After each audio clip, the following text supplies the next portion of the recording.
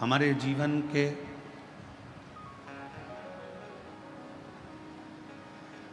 तीन गहने हैं जो बड़ी कीमती हैं,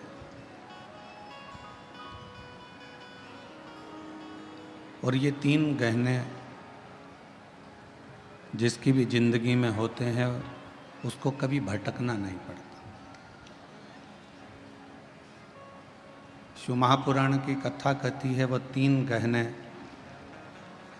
जिसने अपने शरीर पर, अपनी जिंदगी में, अपने मन पर, अपने चित्त पर और अपने जीवन में उतार लिया, फिर उसको कभी भटकना नहीं पड़ा।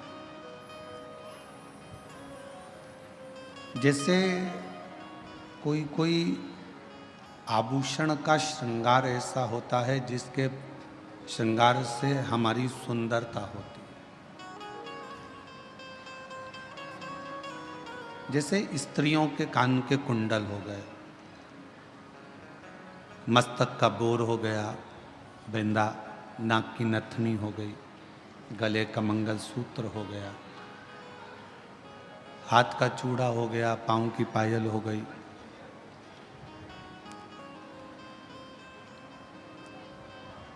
ये कुछ गहने ऐसे हैं जिन गहनों से सुंदरता नजर आती है।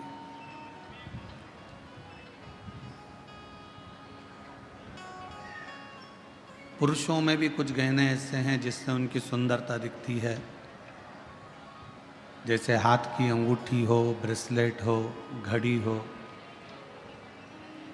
हाथ में बंधा हुआ कोई कलेवा, नाड़ा, लच्छा हो।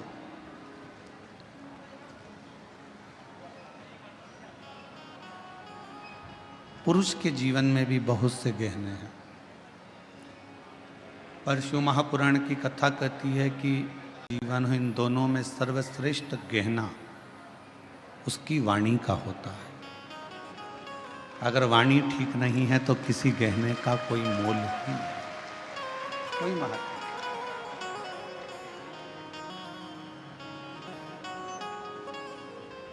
खूब सारा श्रृंगार भी आपने धारण कर कर रख लिया, खूब अच्छा पहन भी लिए, और मालूम पड़ा आपकी वाणी ही ठीक नहीं है, तो फिर क्या मतलब।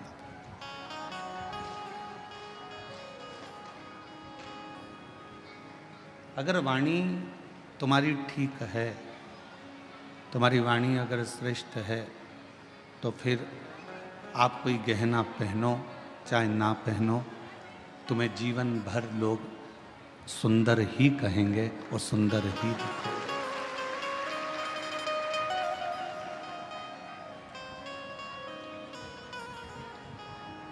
वो वाणी का गहना हमारे जीवन की सबसे बड़ी सुंदरता है,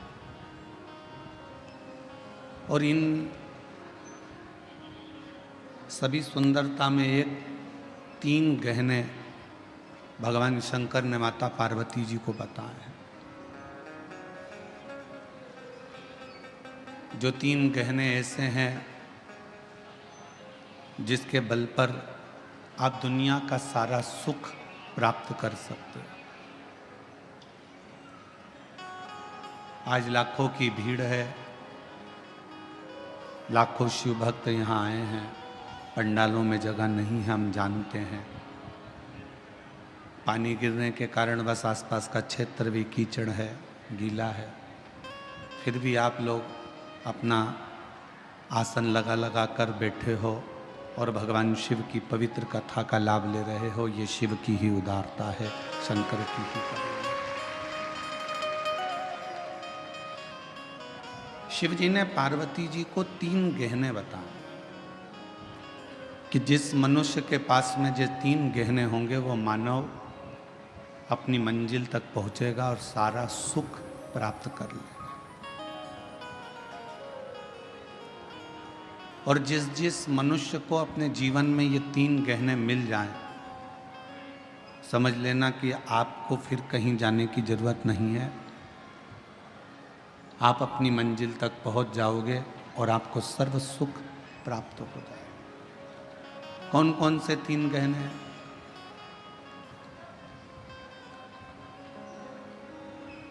वो 3 गहने हैं। पहले नंबर का है विश्वास। जम के बोलो, कौन सा गहना? विश्वास। आवाज नहीं आई, फिर से बोलो, विश्वास। शिव जी ने पार्वती जी को 3 गहने बताए, उसमें से पहले नंबर का गहना है विश्वास। और वो विश्वास किस पर होना चाहिए? एक विश्वास होना चाहिए अपने आप पर कि मैं जो करूँगा वो अच्छा ही करूँगा, और मुझे उम्मीद है कि मैं एक ना एक दिन अच्छा कर कर रहूँगा, ये विश्वास।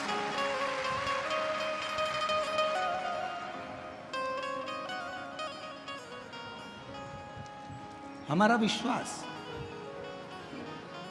हमारा भरोसा, हमारी दृढ़ता, और ये विश्वास खुद पर भी हो और मेरे शिव पर भी हो। ये विश्वास स्वयं पर भी होना चाहिए और देवाधिदेव महादेव पर भी होना चाहिए।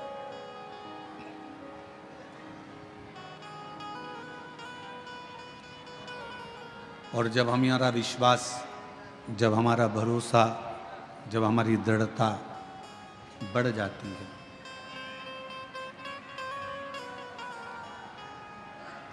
जब हमारा विश्वास, हमारी दृढ़ता बढ़ जाती है, तब निश्चित है कि हम जो नहीं भी कर सकते हैं वो शिव जी की कृपा से कर दिखाते हैं और मंजिल तक पहुंच जाते हैं।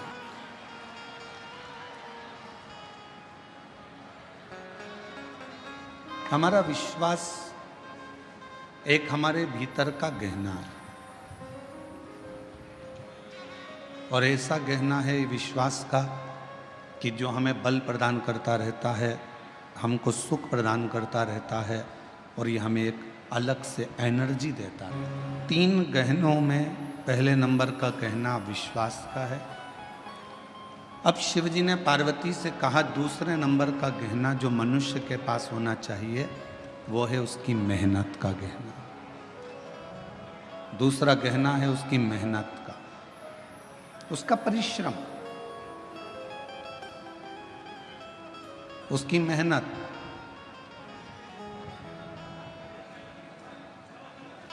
ये दूसरे नंबर का गहना है आपकी मेहनत का गहना। यदि आप थोड़ी सी भी मेहनत कर रहे हो, थोड़ा सा भी परिश्रम अपनी ज़िंदगी में कर रहे हो, तो ये निश्चित है कि आप अपनी मंजिल तक भी पहुंचोगे और आपको आपका लक्ष्य भी प्राप्त हो।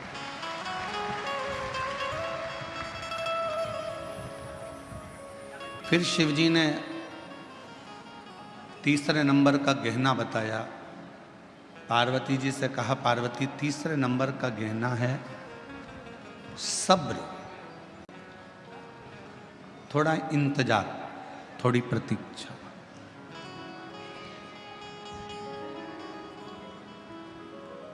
ये तीसरे नंबर का गहना है आपका सब्र। पहले नंबर पर है, जम के बोलो, विश्वास। दूसरे नंबर पर है मेहनत, और तीसरे नंबर पर है सब्र, थोड़ा इंतजार। जब आपने विश्वास कर लिया, भरोसा कर लिया, फिर आपने मेहनत कर ली, और मेहनत करने के बाद भी अगर आपको फल नहीं मिल रहा है, विश्वास करने के बाद भी यदि आपको फल प्राप्त नहीं हो रहा है, तो फिर थोड़ा सा इंतजार करना, मेहनत करते रहना, विश्वास करते रहना, फिर थोड़ा इंतजार करना, और इंतजार का फल जब मिलेगा तो जीवन एकदम आनंदित हो जाएगा, फिर दुख नहीं। शिरडी के साईं बाबा का एक मूल मंत्र है श्रद्धा सबूरी। श्रद्धा होना चाहिए और सबूरी होना चाहिए, थोड़ा प्रतीक्षा, थोड़ा इंतजार।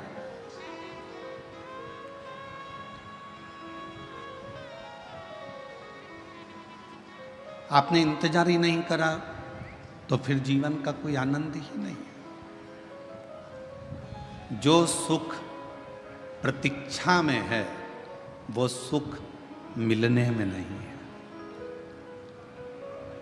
बोलो सही है कि गलत है? जो सुख प्रतीक्षा में है, इंतजार में, वो मिलने में नहीं है। कैसे? प्रैक्टिकल करना।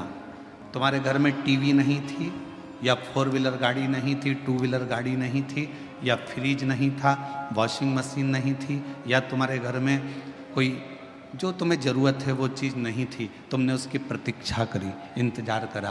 टीवी आएगी, दशहरे पे आएगी, दिवाली पर आएगी, सोफ़ा सेट आएगा, या फिर 4 व्हीलर गाड़ी आएगी, 2 व्हीलर गाड़ी आएगी, इंतज़ार करते रहे, इंतज़ार करते रहे।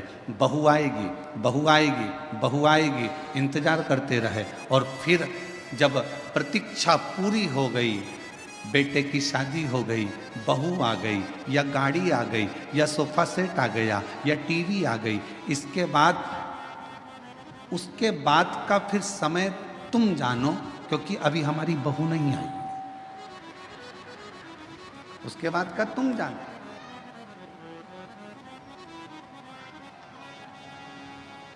बोलो सही है कि गलत है? प्रतीक्षा थी, थोड़ी इंतजार था, थोड़ा सब्र था, तो थोड़ा आनंद था। प्रतीक्षा में जो सुख है वो सुख मिलने में नहीं। वो एक लाइन आप लोग स्मरण में फिर से लें। तुझसे मिलने के लिए तेरी कसम, तुझसे मिलने के लिए तेरी कसम, एक मुलाकात जरूरी है सनम, एक मुलाकात जरूरी है सनम। प्रतीक्षा कर, इंतजार। और जो सुख इंतजार में है वो मिलने में नहीं है।